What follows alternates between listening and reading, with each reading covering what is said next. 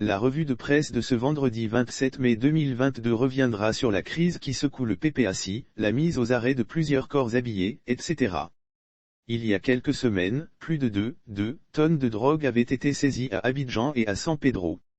Après les investigations, il ressort des forces de défense et de sécurité étaient impliquées dans cette affaire.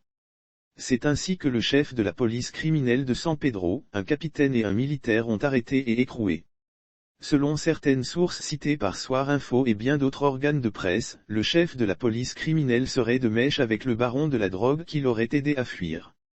Le feu couve au PPACI au plan politique. Le journal Notre Voix nous apprend qu'une fuite de documents au Parti des peuples africains Côte d'Ivoire, PPACI, de Laurent Gbagbo menace la survie du dit parti. Une crise est en train de déchirer le Parti des peuples africains, section de Côte d'Ivoire, PPACI. La remise en cause de l'authenticité des textes fondateurs par l'un des deux clans rivaux, est à l'origine de cette déchirure, lit-on dans ce journal qui révèle par ailleurs que Stéphane Kipré et Hubert Oulé sont les têtes de file des clans rivaux. Le Premier ministre Patrick Hatchi a rendu un vibrant hommage à Ouattara. Selon le journal Le Panafricain, Laurent Gbagbo recevra les hommages de la coordination PPACI du Sud Comoé. Le Premier ministre ivoirien Patrick Hatchi a présidé à Paris, la cérémonie de clôture des Journées africaines de l'UNESCO. Lors de son discours, il a fait savoir que le président Alassane Ouattara poursuit l'œuvre de Félix Houphouët-Boigny.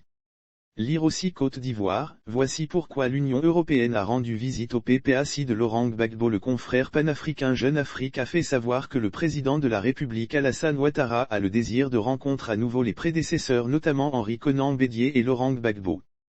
Selon nos informations, une entrevue entre Alassane Ouattara, Henri Konan Bédié et Laurent Gbagbo est à l'étude. Si aucune date n'est pour le moment fixée, celle-ci pourrait avoir lieu d'ici à la fin du mois de juin, en fonction de l'agenda des participants, écrit Jeune Afrique et repris par d'autres canards ivoiriens. Jean-Louis Gasset à Abidjan. Le nouvel entraîneur ivoirien Jean-Louis Gasset est arrivé à Abidjan et il sera présenté incessamment à la presse ivoirienne.